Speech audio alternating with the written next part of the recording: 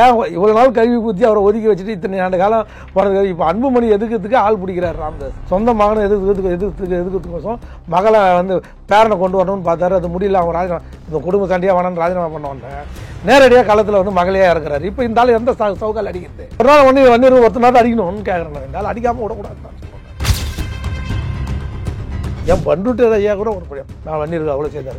பண்ருட்டியாரை பிறகு நீங்கள் ஒரு லிஸ்ட் எடுத்துட்டோமா? அவங்க கூட வந்தவங்களாம் நீங்கள் எப்படி ஆளை விட்டு அடிக்க ஆரம்பிச்சிங்க, வீட்டை போய் முற்றுகிட்டு சாணி அடிச்சிங்க. இதெல்லாம் வந்து எவ்வளோ கீழ்த்தரமான வேலைலாம் நீங்கள் பார்த்தீங்க. ராமதாஸ் சொல்லுங்கள். பண்ருட்டியார் முதல் யானையில் முதல் சட்டமன்றம் இதில் பாமக உணரா இல்லையா?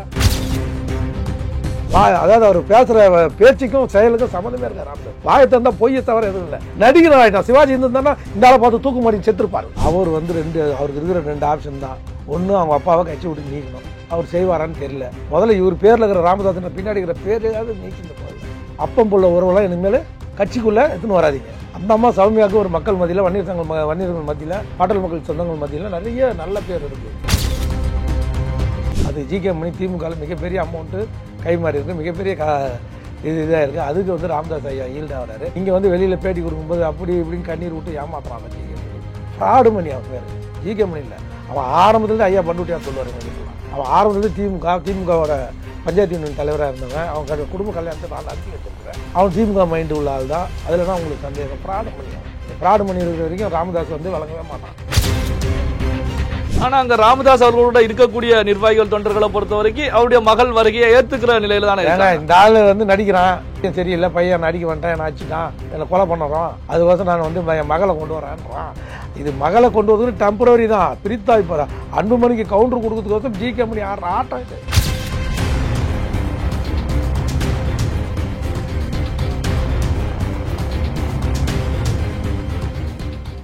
ரியல் ஒன் நண்பர்கள் உறவுகள் அனைவருக்கும் வணக்கம். பல்வேறு முக்கியமான தகவல்கள் செய்திகளை நம்முடைய உறவுகளுடன் பகிர்ந்து கொள்ள இணைந்திருப்பவர் அதிமுகவுடைய முன்னாள் நிர்வாகி ஆவின் வைத்தியநாதன் அவர்கள். வணக்கம் சார். வணக்கங்க. இப்போ வந்து ராமதாஸ் அவர்களை திருமாவளவன் அவர்கள் நேரில் சென்று சந்தித்தார் அப்படின்னு சொல்லி ஒரு சில பத்திரிகையாளர்கள் பேசிக்கிட்டு இருக்காங்க. சந்திச்சிருப்பாங்களா? சந்தித்திருப்பதற்கான வாய்ப்புகள் ஒரே ஒரு விஷயம் தாங்க. இவர் ராமதாஸ் இப்போ அன்புமணிக்கு எதிராக யாரை வேணாலும் கூப்பிடுவார். அவர் இந்த பூத்தாயிலவங்கவன் அருள்மொழி இவனுங்கெல்லாம் வந்து ராமதாஸை கழுவி ஊற்றுனாங்க. அவர் மட்டும் இல்லை, தீரன் பேராசிரியர் தீரன் என்ன மாதிரி கழுவி ஊற்றுனா கடந்த காலத்தில் பார்த்தீங்க. இப்போ தீரன் தான் ராமதாஸ் அவர்களுக்கு பக்கத்தில் உட்காந்துருக்காங்க. ஏன் இவ்வளோ நாள் கழுவி ஊற்றி அவரை ஒதுக்கி வச்சுட்டு இத்தனை ஆண்டு காலம் போனது. இப்போ அன்புமணி எதுக்கிறதுக்கு ஆள் பிடிக்கிறார் ராமதாஸ். சொந்த மகனை எதுக்கிறதுக்கோசம் மகளை வந்து பேரனை கொண்டு வரணும்னு பார்த்தாரு. அது முடியல. அவங்க ராஜினாமா இந்த குடும்ப சண்டையாக வேணான்னு ராஜினாமா பண்ண வந்தேன். நேரடியாக களத்தில் வந்து மகளையாக இருக்கிறாரு. இப்போ இந்த ஆள் எந்த சவுக்கால் அடிக்கிறது? ஒரு நாள் வன்னியர் ஒருத்தர் நாள் அடிக்கணும்னு கேட்குறேன். நான் இந்த ஆள் அடிக்காமல் விடக்கூடாது தான் சொல்கிறேன். நான் இந்த ஆள் சொன்னால சத்தியபிரமணியன் என்ன முச்சத்தில் நிற்க வச்சா சவுக்கால் அடிக்கணும், முச்சத்தில் நிற்க வச்சு இந்த ஆள் சவுக்கால் அடிக்கணும்னு தான் சொல்கிறேன். நான் ஏகமூர்த்தி இது ட்ரிபிள்எஸ் மூர்த்தி ஏகமூர்த்தி என்ன ட்ரிபிள்எஸ் மூர்த்தி ஏகமூர்த்தி மாதிரி ஆளுங்களை அனுப்பிச்சு அந்த ஆள் அடிச்சிங்க. இந்த சங்கத்துக்கோசம் வன்னியர்களுக்கோசம் உயிரை விட்டான் அந்த ஆள். யார்? ட்ரிபிள்எஸ் நடராஜன் சோசியல் சர்வீஸ் சொசைட்டின்னு நடத்தி உண்மையிலேயே வன்னியர்களுக்கு செய்தது யாரானா அந்த ட்ரிபிள்எஸ் ராமசாமி பாடியாச்சு. என் பண்ருட்டியார் ஐயா கூட ஒரு படம் நான் வன்னியருக்கு அவ்வளோ செய்தார். பண்ருட்டியாரை பிறகு நீங்கள் ஒரு லிஸ்ட் எடுத்துட்டோமா? அவங்க கூட வந்தவங்களாம் நீங்கள் எப்படி ஆளை விட்டு அடிக்க ஆரம்பிச்சிங்க, வீட்டை போய் முற்றுகிட்டு சாணி அடிச்சிங்க. இதெல்லாம் வந்து எவ்வளோ கீழ்த்தரமான வேலைலாம் நீங்கள் பார்த்தீங்க. ராமதாஸ் பற்றி சொல்லட்டுமா? பண்ருட்டியார் முதல் யானையில் முதல் சட்டமன்ற உறுப்பினர் இதில் பாமக உணரா இல்லையா? அவர் என்ன பண்ணீங்க? தொடர்ந்து ஏமாத்து பேர் வழி அதாவது அவர் பேசுகிற பேச்சுக்கும் செயலுக்கும் சம்மந்தமே இருக்கார். ராமதாஸ் வாயை தந்தா பொய்யை தவிர எதுவும் இல்லை. நடிகர் ஆகிட்டான். சிவாஜி இருந்திருந்தானா இந்த ஆளை பார்த்து தூக்கு மாடி செத்துருப்பார். சிவாஜி கணேசன் மட்டும் உயிரோடு இருந்தாருன்னா இந்த ஆள் நடிக்கிற நடிப்பை பார்த்து அந்த ஆள் சூசைட் பண்ணியிருப்பார். மிஞ்சிட்டார் சிவாஜி கணேசன்லாம். யார்? ஐயா ராமதாஸ். இப்போ ஏகே மூர்த்தி அப்படின்னு சொன்னீங்க. இப்போ ஏகே மூர்த்தி ராமதாஸ் பக்கம் தானே இருக்காங்க. அதாங்க ராமதாஸோட கைக்கூலிங்க. இருந்தாலும் ராமதாஸ் போய் ட்ரிபிள்எஸ் நடராஜன் இந்த உண்மையிலேயே காவல் தேவை யார் குலதேவை யாருன்னா ட்ரிபிள்எஸ் நடராஜன் தான். ஏன்னா அவ்வளோ வன்னியர்களுக்கு அவ்வளோ வன்னியர் சங்கம் ஆரம்பித்து பாட்டாளி கட்சி ஆரம்பித்தவங்களாம் எல்லாம் அவர் தாங்க. பாட்டாளி மக்கள் கட்சி குறுக்க ஒரு வார்த்தையை சேர்த்து போட்டுன்னு இவர் ஆரம்பித்த மாதிரி உலகம் பட்டி தொட்டிலாம் இவர் ஏமாத்தினா அதை வச்சு சம்பாரித்து பணம் பண்ணின்னு இன்றைக்கி 10,000 கோடி கோட்டுப்புறம் சின்ன வீட்டுக்கே இருக்குன்னா ஒரு 1000 கோடி இவர்கிட்ட இன்வெஸ்ட் பண்ணியிருக்கு. யாருக்கிட்ட? ஐஸ்வரி கணேசன்ட்ட. இதெல்லாம் எங்கேருந்து வந்து இந்த பணம்லாம்? நீ 3 ரூபா டாக்டர் வேலை பார்த்து சம்பாதிச்ச பணமா? இல்லை உங்கள் பரம்பரை உங்கள் அப்பா உங்கள் தாத்தா பரம்பரை சம்பாதிச்சு வச்சு சொத்து இதெல்லாம் இருக்கா? இப்போ இந்த கோட்டூர்புரம் சின்னம்மா அப்படின்னு சொல்லும் போதுதான் அன்புமணி குடும்பத்தை தவிர ராமதாஸ் அவர்களுடைய குடும்பம் அவருடைய காலில் விழுந்து விட்டது, சரண்டர் ஆயிட்டாங்க அப்படின்னு எடுக்கலாமா, எப்படி பார்ப்பது? அதுதான் இப்போ முக்கியமாக அந்த ராமதாஸ் வந்து விளக்கணும்னா, அந்த அம்மா நீ வந்து பதவியோடு இருந்தால் எங்கள் வீட்டுக்கு வா, கோட்டூர்புரத்துக்கு இல்லை வராத, கட்டளையிட்ட தான் எங்களுக்கு வந்து அதிகாரப்பூர்வமான தகவல். ரெண்டாவது மகளுக்கு வந்து சௌமியா மேலே சம கடுப்பு. இத்தனையும் ரெண்டாவது மகனுக்கு அவங்களுடைய பொண்ணை தான் கட்டியிருக்காங்க. இருந்தாலும் சௌமியா அன்புமணியோட வளர்ச்சியை பொறுக்க முடியல. அவங்க ரொம்ப எளிமையாக பழகுவாங்க, மக்கள்கிட்ட எளிமையாக போய் சென்றடைந்தாங்க. எல்லாருமே ரீச் அவரை தவிர அந்த தருமபுரியில் யாரும் இருந்தாலும் இவ்வளோ ஓட்டு வித்தியாசம் வந்திருக்காது. வெற்றி பெற்றிருப்பாங்க. சரி, சொற்ப வாழ்க்கையில் தோத்துட்டாங்க. திரும்ப மந்திரி தர ராஜ்யசபா ஏடிஎம்கே தரேன்னு சொன்னதுக்கப்புறம் அதை தடுக்கிறதுக்கு தான் இந்த போராட்டம் எல்லாம் நடத்துது. இப்போ இந்த மோதலை பொறுத்த வரைக்கும் பார்த்தீங்கன்னா, இப்போ தேர்தல் ஆணையம் போயிருக்கிறது, அடுத்து கோர்ட்டுக்கு செல்வாங்க அப்படிங்கிற சூழல் இருக்கும்போது, இப்போ அதிமுக போல மாம்பழ சின்னம் முடக்குவதற்கான வாய்ப்புகள் உருவாகும். தேர்தல் நேரம் நெருங்கிட்டு இருக்கு. ஒரே ஒரு விஷயங்க, அன்புமணிக்கிட்ட நான் ஒரே ஒரு விஷயம் தான் சொல்கிறேன். இந்த 2026 அவரே ஐயாவே எலெக்ஷன் நடத்திட்டோம். யார்? ராமதாஸ் அவர்கள். இன்னும் கிளிக்கிறாருன்னு நம்ம பார்த்துருவோம். பொறுமையாக இருங்க, அமைதியாக இருங்க. இந்த சட்டமன்ற தேர்தலினால அப்படியே பாட்டாளி மக்கள் கட்சி முதல்வர் வேட்பாளர் ஆகிட போகிறாங்களா, முதலமைச்சர் ஆகிட போகிறாங்களா? இல்லை, ஏற்கனவே வந்து தொடர் தோல்விகளை சந்திச்சுட்டு வந்துட்டு இருக்கக்கூடிய பாமகவை பொறுத்த வரைக்கும் இந்த 2026 தேர்தலில் ஒரு கணிசமான வாக்குகள் சட்டமன்ற உறுப்பினர்கள் பெற்றால்தான் கட்சி அடுத்த கட்டத்துக்கு. ஒரே ஒரு விஷயம் சொல்கிறேன், அவர் வந்து அவருக்கு இருக்கிற 2 ஆப்ஷன் தான். ஒன்று, அவங்க அப்பாவை கட்சி விட்டு நீக்கணும். அவர் செய்வாரான்னு தெரியல. முதல்ல இவர் பேரில் இருக்கிற ராமதாசன் பின்னாடி இருக்கிற பேரையாவது நீக்கிங்க. முதல்ல அப்பம் போல உறவெல்லாம் இனிமேல் கட்சிக்குள்ளே எடுத்துன்னு வராதிங்க. அந்த அம்மா சௌமியாவுக்கு ஒரு மக்கள் மத்தியில், வன்னியர்கள் மத்தியில், பாட்டாளி மக்கள் சொந்தங்கள் மத்தியில் நிறைய நல்ல பேர் இருக்குது. இந்த காந்திமதி மாதிரி பேர் ஆளுங்களை இட்டுன்னு வந்து, கட்சிக்கே சம்மந்தம் இல்லாத ஆளுங்களை இட்டுன்னு வந்து கட்சி அழிக்கிற வேலையை ராமதாஸ் பார்க்கட்டும். அவரே பார்த்துருவார். அவரை ஆரம்பிக்கலை, யாரோ ஆரம்பித்த நல்ல புண்ணியவான்கள் ஆரம்பித்த ஏகே நடராஜன், ட்ரிபிள்எஸ் நடராஜன்லாம் ஆரம்பித்த இந்த இயக்கத்தில் குழி தோண்டி புதைக்க பார்க்குறாரு. அது ஜிகே மணி திமுகவில் மிகப்பெரிய அமௌண்ட்டு கை மாறி இருக்குது, மிகப்பெரிய இதாக இருக்குது. அதுக்கு வந்து ராமதாஸ் ஐயா ஈல்ட் ஆகிறாரு. இங்கே வந்து வெளியில் பேட்டி கொடுக்கும்போது அப்படி இப்படின்னு கண்ணீர் விட்டு ஏமாத்துறான் அந்த ஜிகே மணி. ஃப்ராடு மணி அவன் பேர், ஜிகே மணி இல்லை. அவன் ஆரம்பத்துலேருந்து ஐயா பண்டுட்டியார் சொல்லுவார் எங்ககிட்டலாம். அவன் ஆரம்பத்துலேருந்து திமுகவோட பஞ்சாயத்து யூனியன் தலைவராக இருந்தவன். அவன் குடும்ப கல்யாணத்தை நான் நடத்தி வச்சுருக்கிறேன். அவன் திமுக மைண்டு உள்ள ஆள் தான். அதில்னா உங்களுக்கு சந்தேகம்? ஃப்ராடு மணி அவன். அந்த ஃப்ராடு மணி இருக்கிற வரைக்கும் ராமதாஸ் வந்து விளங்கவே மாட்டான். என்னடா உரிமையில் பேசுகிறேன்னு நினைக்காத, அவன் விளங்கவே மாட்டான்.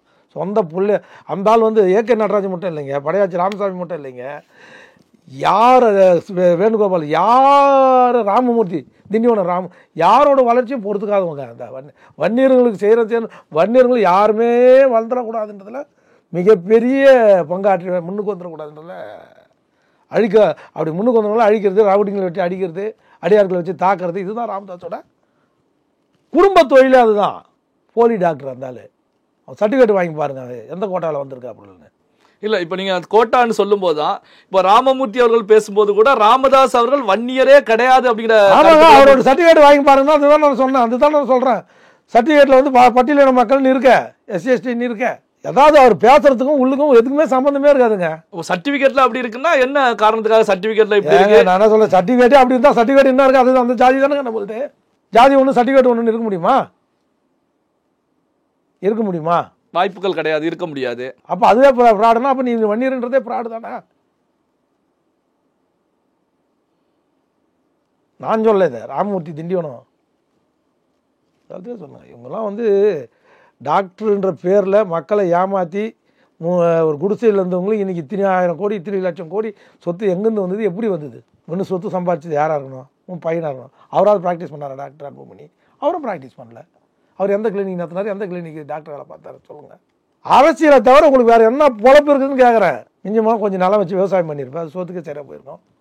இவ்வளோ சொத்து மதிப்பு எங்கேருந்து வந்தது உங்கள் குடும்பத்துக்கு? நீ கடந்த வாரம் கூட சொன்னீங்க, நான் என் குடும்பத்தில் யாரும் வரமாட்டாங்க, போக மாட்டாங்க, வைக்க மாட்டாங்க, நான் தப்பு பண்ணிட்டேன், தவறு பண்ணிட்டேன்னு சொல்லிட்டு இப்போ திரும்ப உங்கள் மகளை கொண்டு வந்து உட்கார வைக்கிறேன்னா அப்படி என்ன பாட்டாளி மக்கள் கட்சியில் சொந்தம் வன்னியர்கள்லாம் நான் முட்டாள் நினச்சினுக்கிறியா?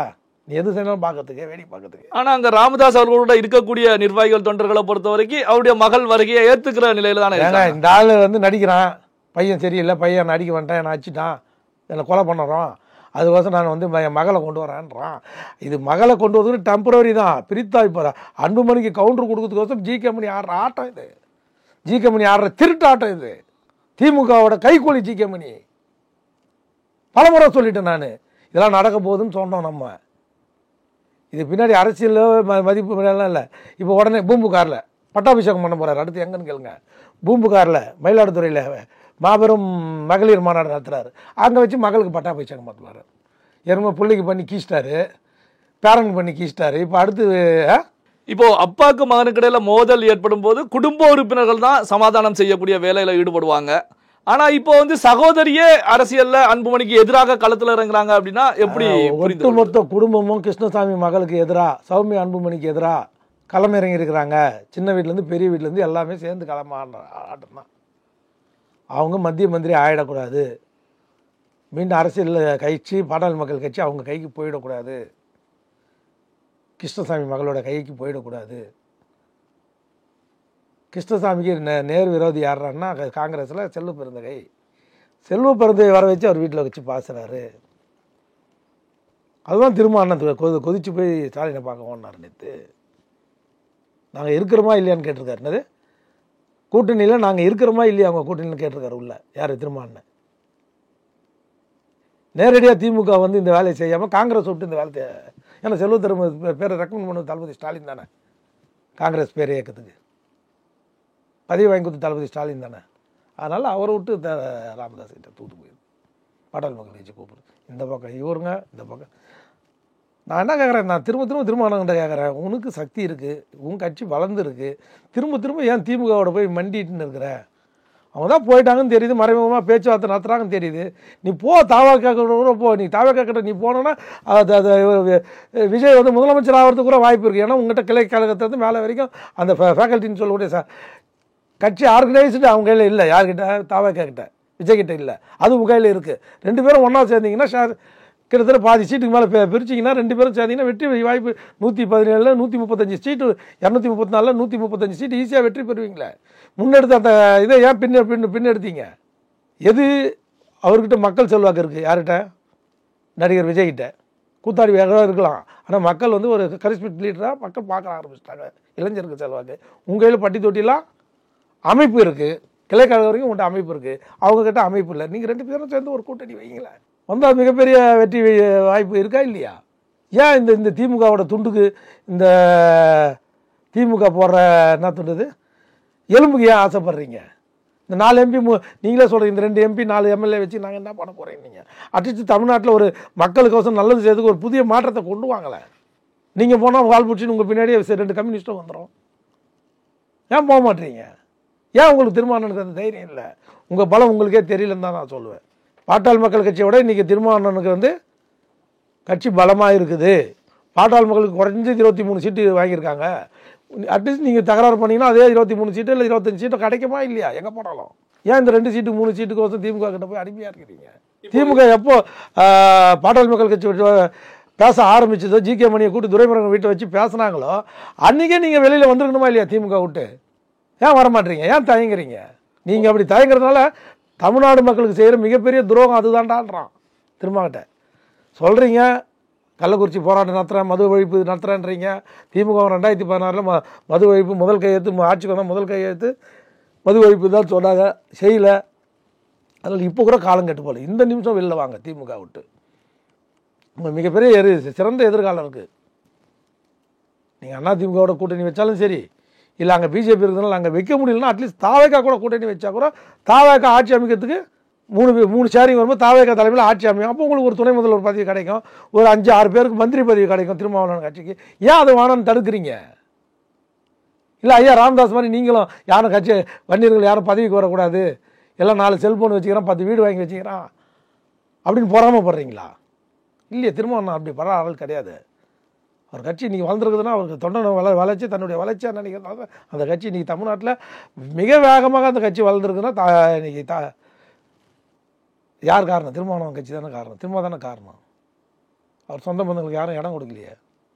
இந்த தருணத்தை பயன்படுத்தி ராமதாஸ் இந்நேரம் காலி பண்ணியிருக்க வேணாமா? அரசியலை விட்டு அப்புறப்படுத்திருக்க வேணாமா? தாவேகா கூட கூட்டணி வச்சு ஏன் செய்யலை? எது தடுக்குது? பல்வேறு முக்கியமான தகவல்கள், செய்திகளை நம்முடைய உறவுகளுடன் பகிர்ந்து கொண்டதற்கு நன்றி சார். நன்றி, வணக்கங்க.